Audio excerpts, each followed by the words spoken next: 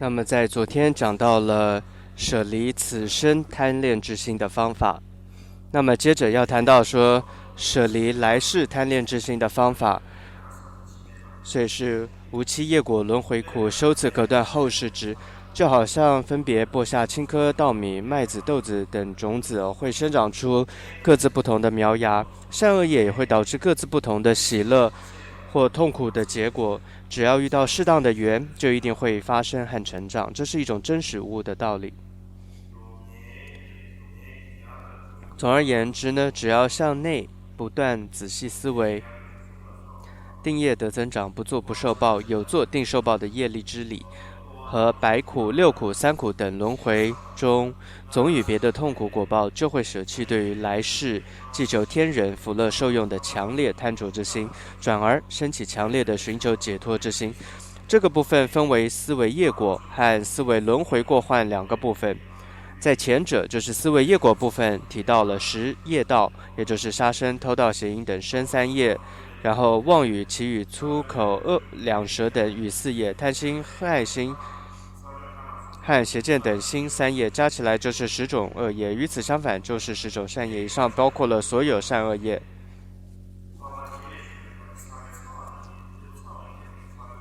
另外，定业是指如同善恶业各自不会错乱的导致善恶的果报，因此造作的恶业一定会导致痛苦的果报。就像大宝积经当中的善顺菩萨会提到，辛辣诸种子能生辛辣果，甘甜诸种子能生甘甜果，于此欲所示恶易熟辛辣，白善果甘甜，智者所应之。增长业呢，无论的意思是，无论造作了大小的恶业，如果没有透过忏悔等方式去对治的话，业果会日复一日的增长。如果加上了还随喜的话，更会广大增长。同样的，如果造作的善业没有被得意或后悔之心所消减的话，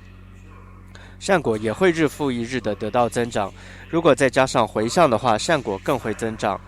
因时就是在因位的时候只是小业，果位的时候却成熟为广大的果报。这就像音乐品当中提到，所造恶业虽微小，能成他世巨大苦。臣所造作大祸根，如同入心之剧毒；所作善业虽微小，能引他世广大乐，亦能成作诸大利，如同谷物圆满熟。不作业不会感受果报，这是什么意思呢？无论自己造作了大小的善恶业，一定会正确导致苦乐的结果。如果没有做，也就不可能感果。佛经说，提婆所做的异熟业不会成熟于地界等处，而会成熟于其所持的运等上。然后第二个，思维轮回过患，如同弥勒菩萨所说，如不净物虽香，五道等处无有安乐，其处之苦恒常畜生如血言无论投身于轮回任何高低的地方，都离不开三苦的本质。难以忍受的3种痛苦分别是苦苦、地狱冷热之苦、恶鬼饥渴之苦，还有畜生吃哑奴役之苦所造成的痛苦，这就是3种苦。那么如同疼痛的伤口上长出脓疮一般的，如同龙树清有书说，即便见闻地狱图，意念读诵或造型，亦能升起怖畏心，何况真受异熟果，痛苦是无法形容的。第二个坏苦，那坏苦的意思是投身善道之后，如同云缝中的阳光一样，我们感受到的微小身心快乐都只是暂时，而且无法恒长，这就是坏苦的意思。吉天菩萨说，虽数至善趣，平享众欢乐，死矣却堕入到恶趣，而且久历难忍的痛苦。虽然投身在善道，但是都被人道当中生老病死等8种痛苦、非人斗争之苦和天人死堕的各种痛苦所逼迫折磨。不仅如此，就像是出狱的犯人不一定就不会被关入其他监狱一样，我们都没有不会从善道落入恶道的信心，所以一直无法就近处理轮回，总是和苦难的痛苦难分难舍。造成这些问题的根本只有一个，就是对于五欲妙欲的贪着。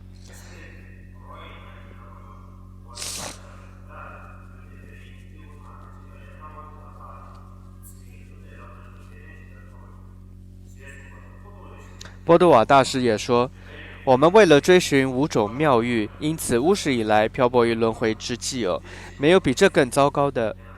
损害和糟蹋了。因此恒长的厌离妙欲，并且思维轮回总的痛苦，尤其是思维行苦，将会是非常重要的事情。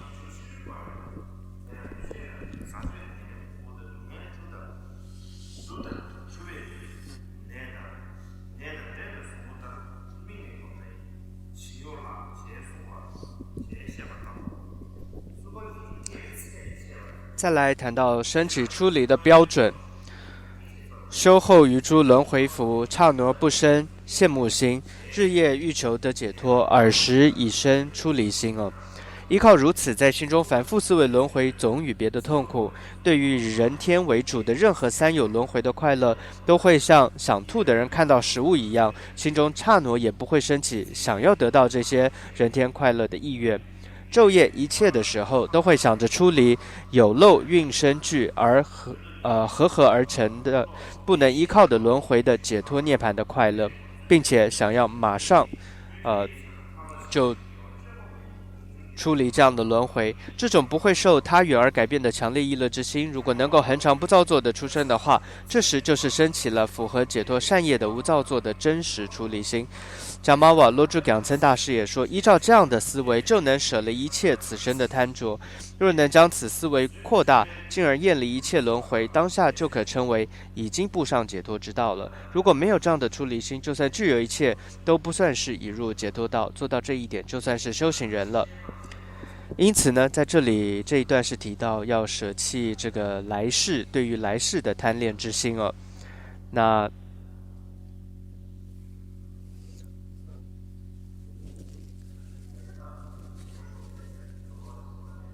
那我在想，如果解释太多，我可能这一次就讲不完了哦。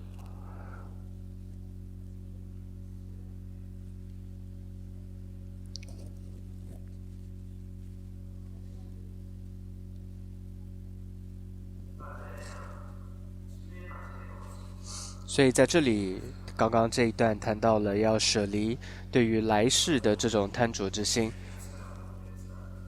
那首先，基础就像昨天所谈的，我们要珍惜这个暇满难得的人生。那么，以这个为基础，然后还有就是接着要知道这个因果的真实不虚。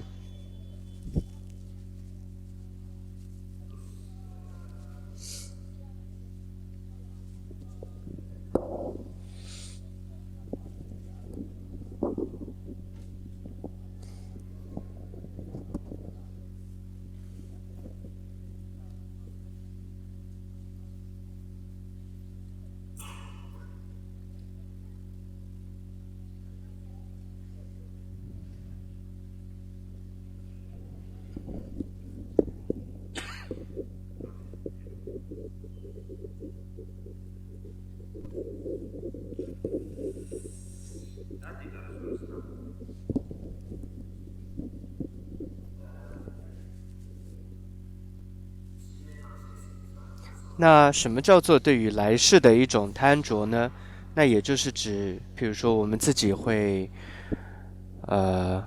对于来世，我们可能会想要得到，譬如说梵天啊，或者转轮圣王等等，这是形容为就是这种很好的这样一种投生哦。那这种就是指说对于来世的一种贪恋之心的一种单指之心。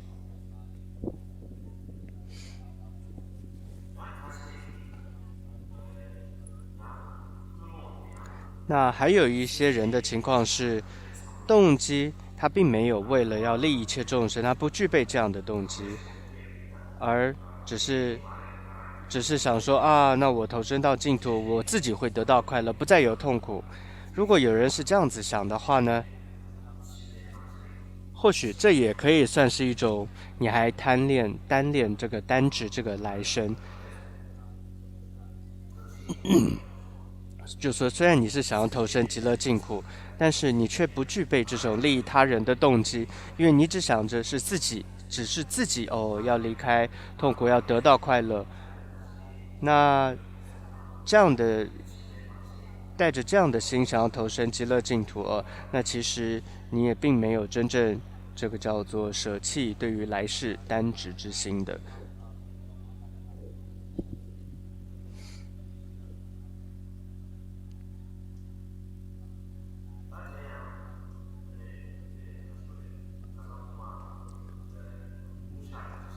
那么就像之前在我们讲解到这个35佛忏悔文的时候有提到过，那所谓的这种因果忏悔的时候，就是我们从无始以来到现在，我们有着不断的投生。那在每一次的那样的投生当中，我们也都造作了许多不善的这些恶业。所以忏悔的时候，我们要将这一切的我们说这些罪业，如果将它集合起来，如果它们是有形体的话，那可能整个虚空也都容纳不下。所以我们要对于这些这么多的罪业，如果我们不忏悔的话，我们就放着那儿不管它的话，它是不会自然的消失，是不会的。所以这就是因果真实不虚的意思。因此只要缘聚合的时候，那它就会恶果就会出现，就会成熟的。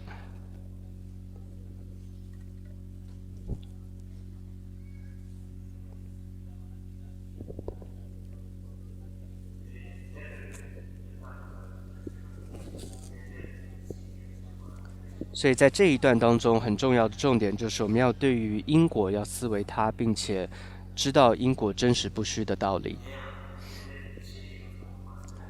而也不仅仅是相信而已而是你要对于这个因果的细微它的意义，它的内容是什么要去了解，而且了解之后这样子去行持。换句话说，接着你就要对于断十恶行十善要这样去做。我们常常说世间的正见指的是什么呢？也就是相信因果，并且行十善断十恶。所以像我们在座的有许多出家众也好，在家众也好，这是我们僧俗二众都必须要去做的一件事情。那什么叫做世间的正见呢？我们常常会觉得这好像只是在家众才要的因为叫世间正见嘛，但其实并不是的。这里的世间其实是指的，就世间指的凡夫是指还未证得圣位的之前的都可以叫做这个世间凡夫。所以在这里我们谈到世间的正见，也就是所有我们未证得圣位者，不管是出家众也好，在家众也好，我们都必须要去行持的。那常常说到次第最开始呢，就要从暇满人生开始。那修持的开始，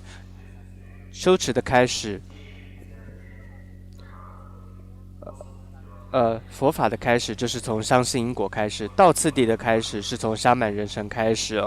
所以当我们现在要从佛法上修持的时候，我们的开始入门就是要注重因果。如果我们被自己的这些烦恼也好，恶业所沾染的话，我们就必须当下马上就要忏悔，这是很重要的。所以这里提到说，怎么样断除来世的这种贪恋之心呢？方法也就是要思维因果，就能够断除它的。所以这里的思维不只是想着就好，而且更进一步也要思维到轮回的痛苦是什么。那这样去思维之后呢，就会对于这个来世不会再单执。所以思维轮回的时候是谈到说，比如说下三道的它有它的痛苦，那上三道也好，就是我们所谓的善道也好，它也有它的痛苦，它的快乐也并不是就近的。那这就是轮回，意思就是它完全是没有自主性的这样的一个情况。因此会了解到，就算我们来世无论如何再投身到轮回当中的善道也好，但也都还是无法真正的得到解脱，所以你会就不再贪执了。所以就像是极乐净土其愿文当中也有提到说，对于这种天人的快乐，也要像是了解到它的不究竟。只要有烦恼的快乐叫做有漏的快乐，有烦恼的快乐，它不是真实的快乐，不是真正亲近的快乐，而就是一种暂时的，就好像天人的这些快乐，外在看起来像是快乐，但只要去分析看它的本质的时候，知道这种快乐并不是真实的，所以我们不要再被这种表象上的快乐所欺骗。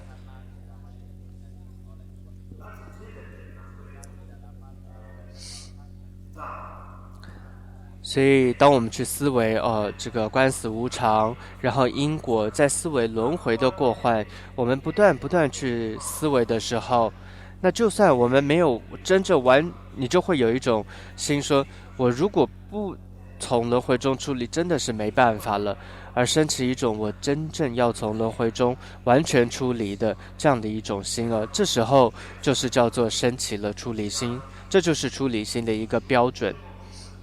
我们常常会说，如果心中不升起一种不造作的真实的一种出离心的话，那么你也就没有真正入道。所以法是不是真正在心中升起，其实它的基础就在于我们是不是有真正升起出离心。所以我们常常会说，道次第它的开始就是从这个小资粮道开始。小资粮道它最主要的修持是什么呢？也就是升起出离心，出离心的练习从这个开始那我们又提到说，一种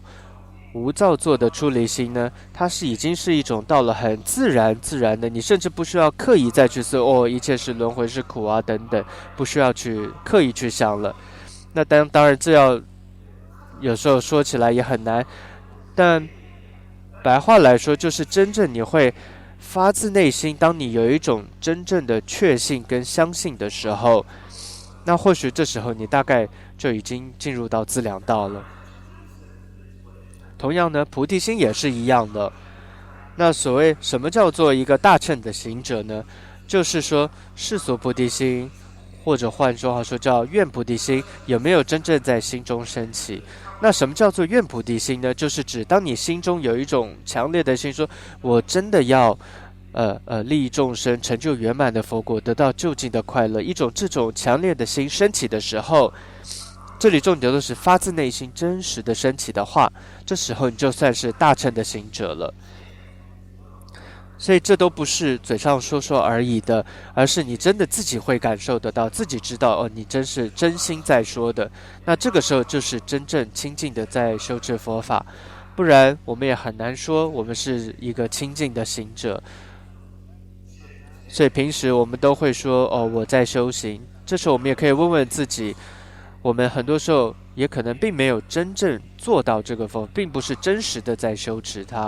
所以我们必须要好好的反思一下的。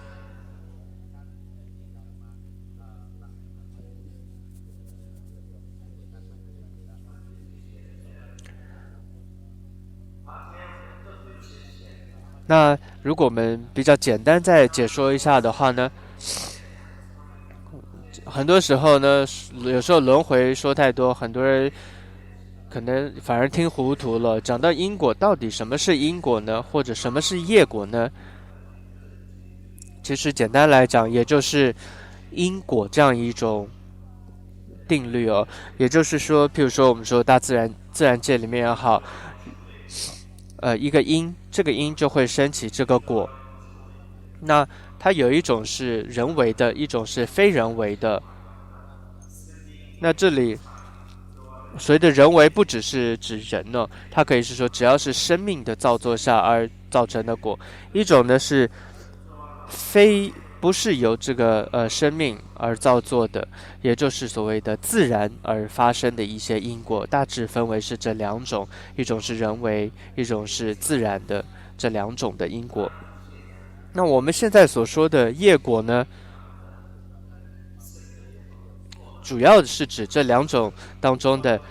前者，也就是这个由人为的所造作的这个业果因果。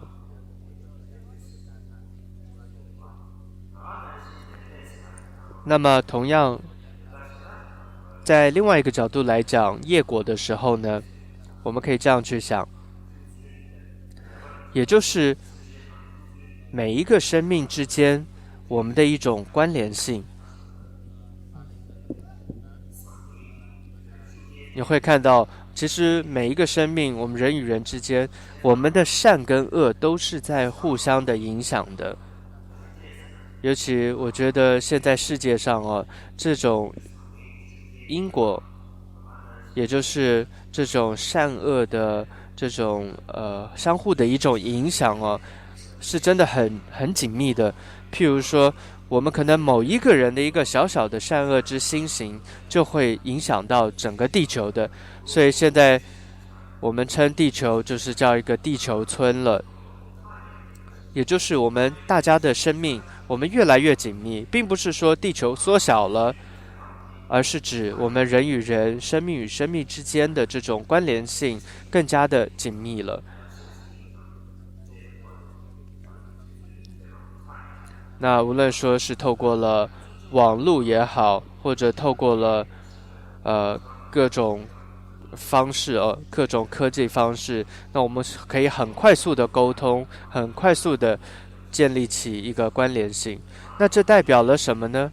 其实从这一点就看到了，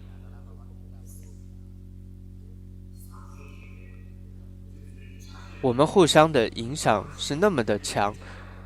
只要一点点的善，一点点恶，很容易就会影响到自己，影响到他人的。所以我们常常说希望世界能够和平，我们会说真的，这个责任很大一部分是在于我们人类。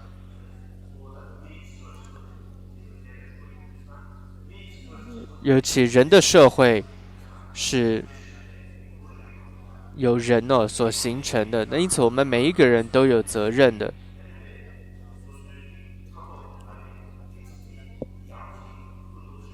如果我们都能够好好的承担起我们自己该有的责任，那很自然我们逐渐的影响扩大，那么就真正能够带给这个世界一种光明所以其实我们说因果的道理可以这样子去想，也就是知道生命之间的联系，一种关联系。不然呢，不了解的话，我们口头上会说希望世界和平，希望众生得到喜乐，但是自己的责任，也就是自己这种因果善恶的责任不去做到的话，或者说这种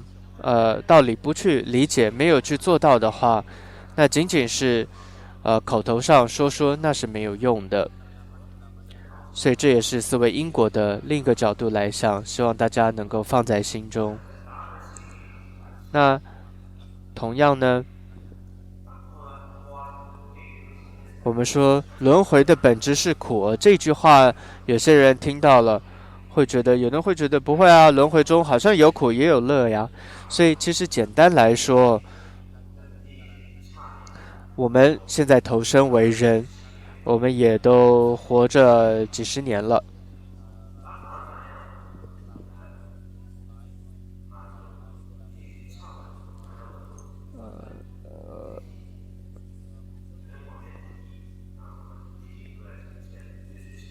那我们也都不断的为了要得到这种快乐而不断的在做许多的事情，但是呢，我们似乎从来没有满足过，就是没有得到一种能够让我们满足的快乐过。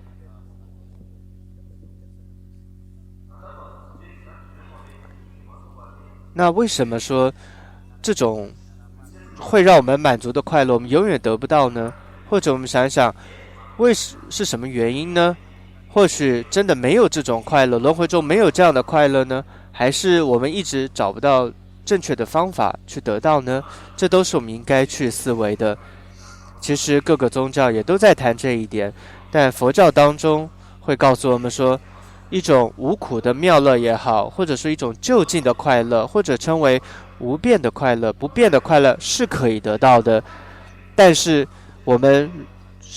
众生都是因为不知道得到的方法所以无法得到。因此佛法当中强调说，得到这种不变快乐的方法是很重要的。所以方法是什么呢？其实我们平常都是这样子在做着，忙忙碌碌的，我们都会说这就是我要得到快乐的方法。每个人都有自己的方法，尤其我们都在21世纪当中的人，大家都更加的繁忙，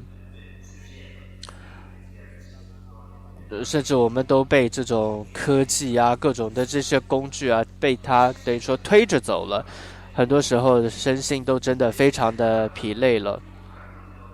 那为什么我们会要这么努力去做呢？其实问问自己的时候，我们回答，我都为了要得到快乐，不是吗？但是我们会看到，不仅快乐没得到，反而是更加的疲累，甚至更加的痛苦。所以这里的关键就在于说，方法到底是什么？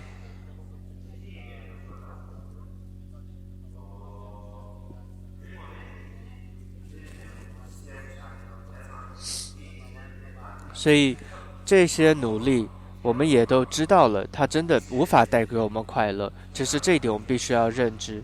那因此，这时候我们应该开始去想，什么是真正的得到快乐的方法哦。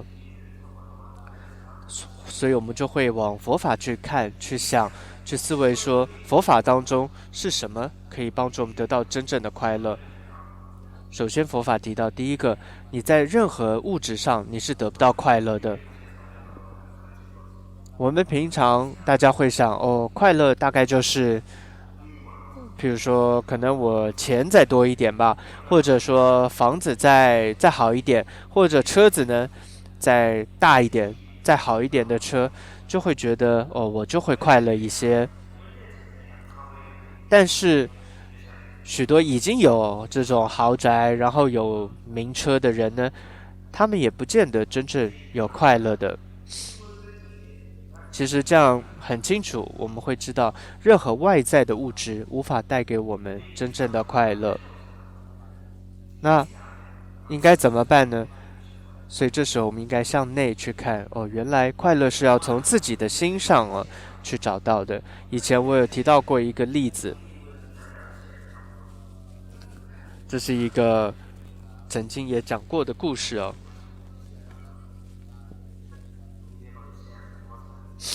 但这个故事也讲过，我只会讲这个故事，真是不好意思。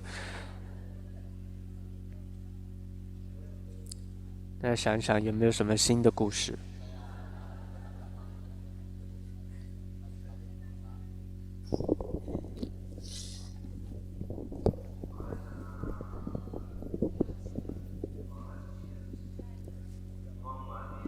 很久很久以前，有一个很有钱的人，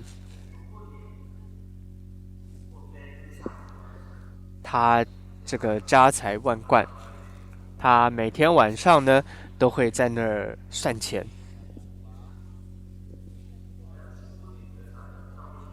那他们家旁边呢就住着一个乞丐，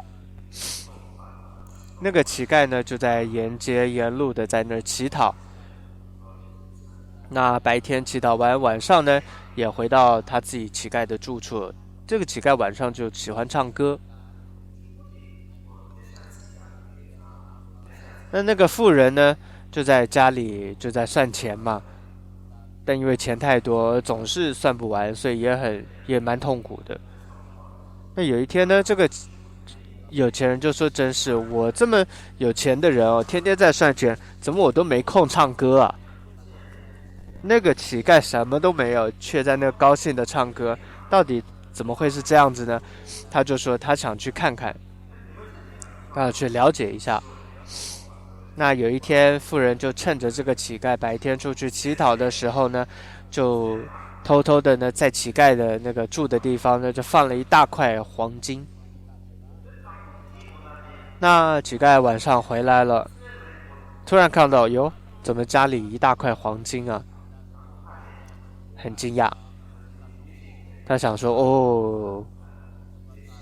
大概是有人忘了吧。那他还想，那明天我要还给那个人，但他又想，大概也不是哦，哪有人那么呆啊，会把这大块黄金给忘在路上呢？忘在我这呢？他就想，哦，这一定是尊贵的三宝眷顾我吧，看到我这个穷困的乞丐什么都没有，一定是三宝赐予我的礼物吧。他就想，哇，那我明天就要去把这个黄金给变卖了，我拿到很多的钱，那我就可以买房子喽，就可以有什么什么，他就一直在想。那结果嘞，他那天晚上忘了唱歌了。那时候富人呢，那个有钱人就在那个窗户一直看着嘛，看着那个乞丐会怎么样面对这个黄金嘛。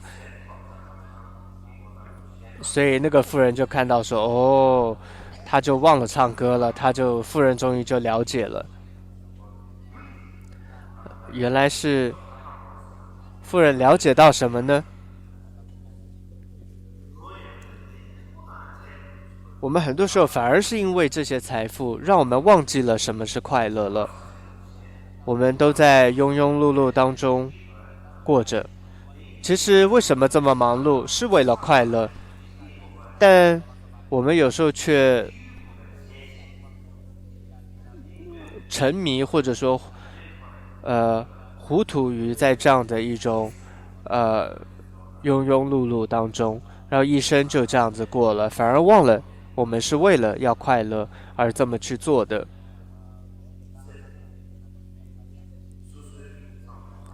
所以这块黄金到底指的是什么？可能对于我们每个人的意义都是不一样的。不过我们可以去想一想的。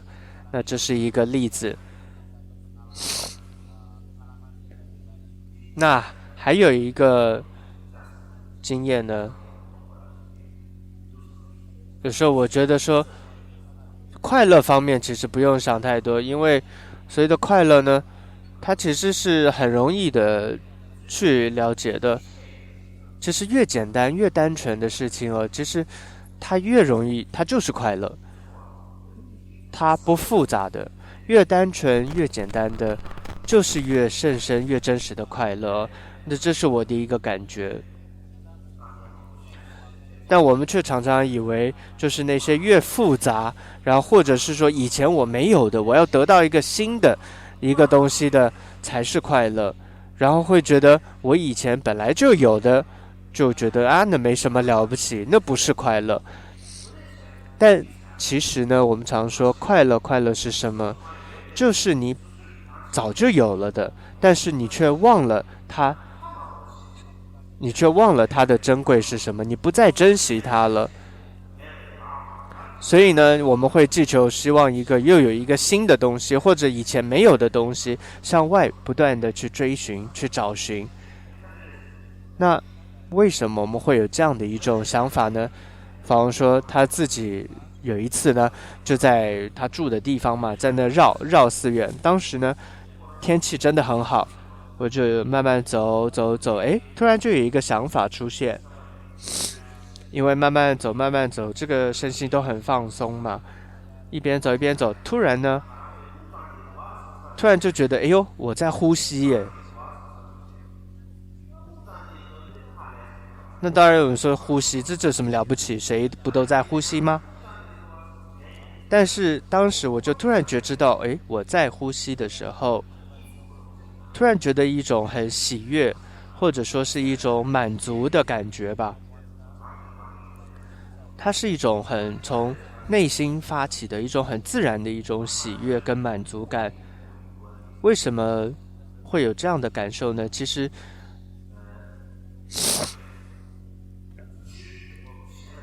因为其实我们每一口气哦，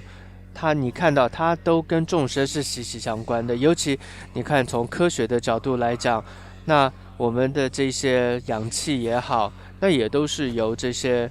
森林树木所给予我们的。所以其实当下的我们呼吸不是只有一次而已，而是2次3次，是无量的。而且也不是只有一天在呼吸，我们一个星期1个月甚至一生当中，我们不断都在这样子吸再呼，再吸再呼。所以甚至只有一次的呼吸，你感受到它当中都含藏着无量的因跟缘在里面。所以其实你呼吸的时候，你可以慢慢去感受到它，原来这么慢慢当中的呼吸里面，它原来其实可以有那么细微的、那么多微妙的因缘在里面。这样的一次的呼吸，它当中有这么多无量的因缘在里面。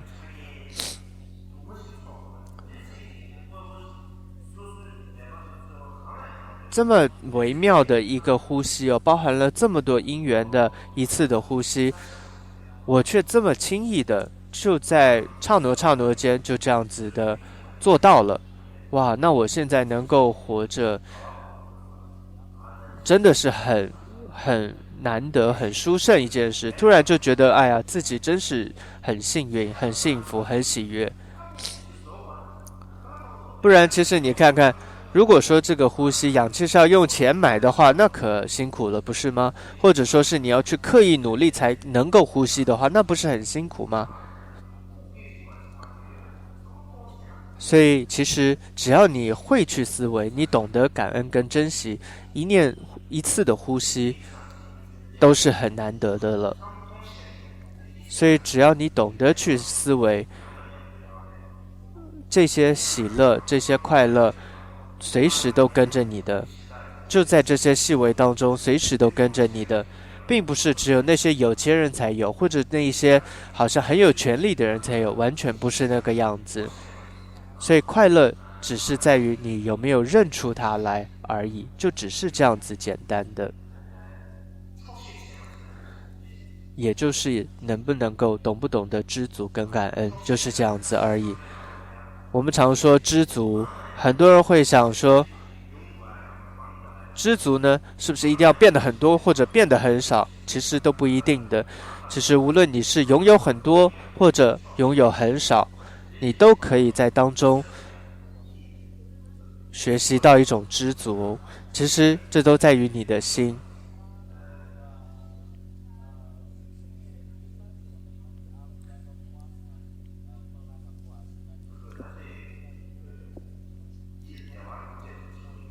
也就是你的心能够给予你快乐。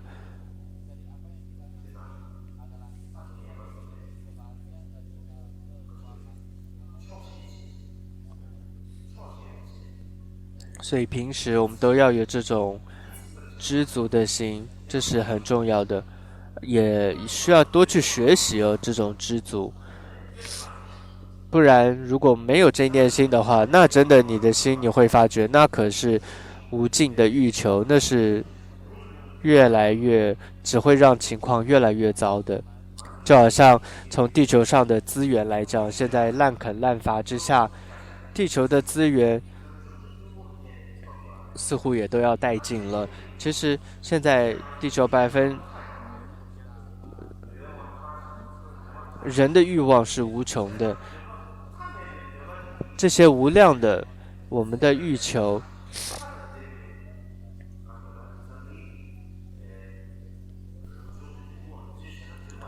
如果以这样子的这种贪得无厌的欲求去滥用这种地球的资源的话，那真的是地球很快就会被我们耗尽了。有时候真应该想一想我们的下一代，或者也就是静下来想想你的后半生会是怎么样子。其实也不用谈太多，就好像说我们的饮用水吧，这个水可是我们人体不可或缺的，但现在越来越多的地方水是缺乏的。所以我也常常在提醒僧众们，当你喝每一口水的时候，或者在用每一个水源的时候，真的不要浪费。就好像在非洲一些地方都没有水，甚至他们必须要喝这种喝这个牛的尿啊等等。所以其实在生活当中，你就可以从你在使用的、在经验的任何一点点事情当中哦，你去感受，带着知足的心去感受它们。所以总而言之呢，所以我们这一段都是在谈论到因果，所以这些都是在因果的一些道理，希望各位也能够有一些了解。我希望希望你们真的有了解到哦。那再多说也没什么用了。其实呢，今天的按照行程应该是要讲菩提心的部分，但可能今天就讲不到了，那就明天再讲这个菩提心了。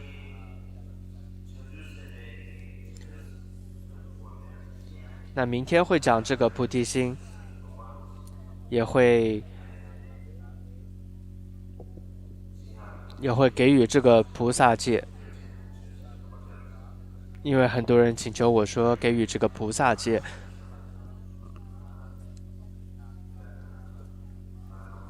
那当然，首先我自己是不是一个菩萨？哎嘿嘿，当然不知道。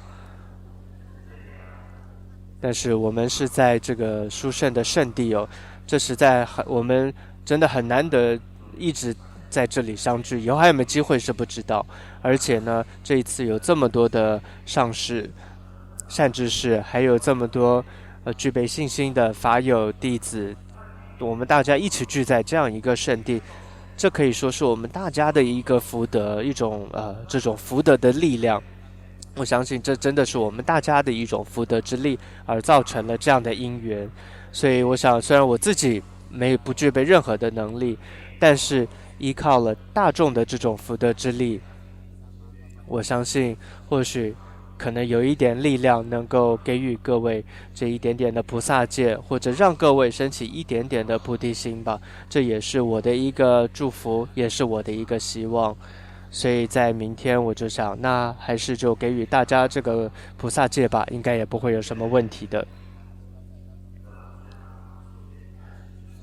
那么同时也会配合着在三主要当中谈到的升起菩提心的部分。那在三主要第三个要点是空性正见，那我们就看看时间再怎么安排了。平时呢，我总是有遇到一个困难就是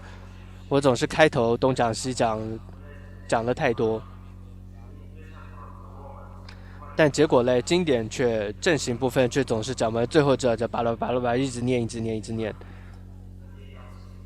这样子大概不是太好，所以最好我解释少一点吧，然后还不如多念念这些上师们他们的这个注解，这样是更好的。所以总而言之呢，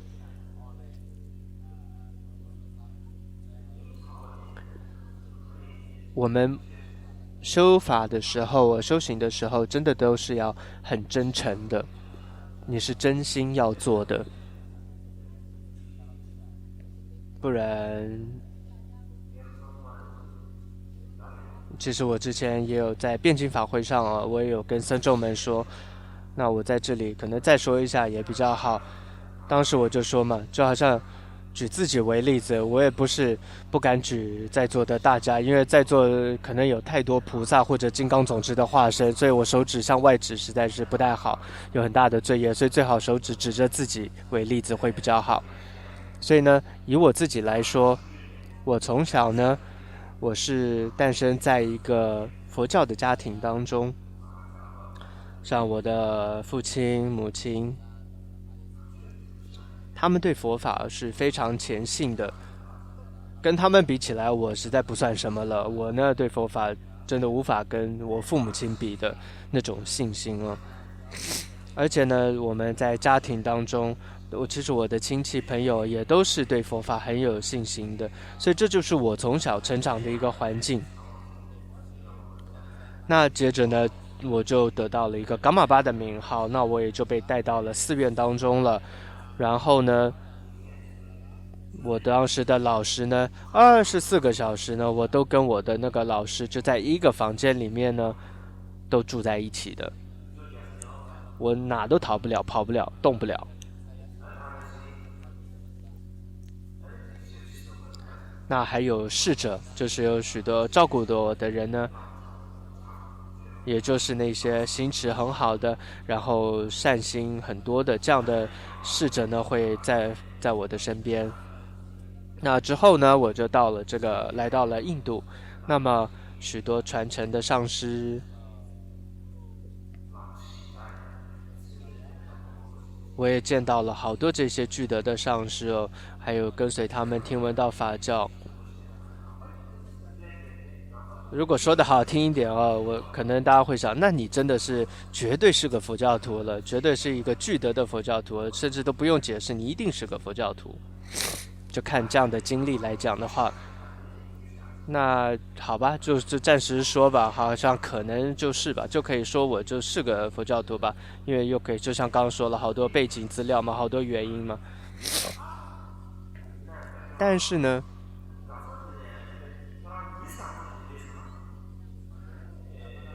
但是有时候如果问一问说，你是不是一个很善良的人呢？就像有的人会，有时候我们要问问自己，好像已经确认了哦，你是佛教徒了，但很多时候反而无法完全确认自己是不是一个善良的人呢？那这个真的是蛮丢脸一件事，不是吗？是，好像是个佛教徒，但是一问到是不是一个好人、一个善良的人，却无法很直接的回答出来。如果你说自己是个善良人，好像也不敢说出口，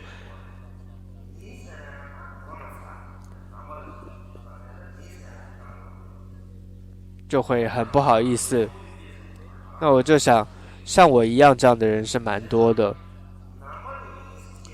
所以说自己是佛教徒，但却无法确认自己是不是一个好人哦，这样的情况是蛮多的。所以我觉得这就是一个很重要的一个部分，也就是如果你无法成为一个善良的、一个好的人，怎么可能成为一个佛教徒呢？所以只要身为人，什么是人？这个人的性格、个性，我自己的心是不是善良，要了解。譬如说，你要做一个黄金的宝瓶，那你首先要看看到底这个它的材质是不是黄金，不是吗？不然我们只是说啊，我要做成一个金的宝瓶，成为一个金的宝瓶，但是我们的材质却是这个铜的话，那你永远不可能制作成一个黄金的瓶子的。同样的，要成为一个佛教徒，它的根本是什么呢？也就是这个呃，它的根本是什么？也就是善良的本质哦，这是很重要的。甚至尊者也说呢，这个就是一种邪见哦，就是没有善心，却想要成为一个佛教徒，这是一种邪见。那什么叫做一种善良的好人呢？当然也不可能说你就没有完全没有这种烦恼，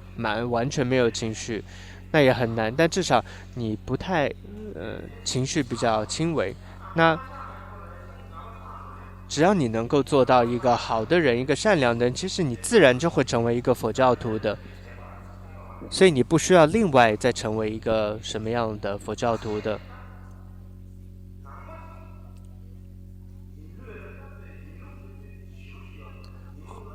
有的人呢，哇，他是可以说各种的理由说自己是佛教徒，但却没有任何理由，他说不出任何的理由可以说自己就是一个能够成为一个好的人了。所以如果这样的情况，那实在是很丢脸的一件事的。所以呢，佛教徒这样的词仅仅像一个名称，没什么了不起的。贴上这样一个标签，无法改变你的，而是你自己有没有这样做到一个能够成为佛教徒的条件，一个根本是什么呢？就是自己愿不愿意改变，成为一个好的人，一个善良的人，从这个开始。所以随时呢，就是要提醒自己，而且随时的跟自己沟通，然后看看自己我善的地方有什么，不足的地方有什么等等说太多了。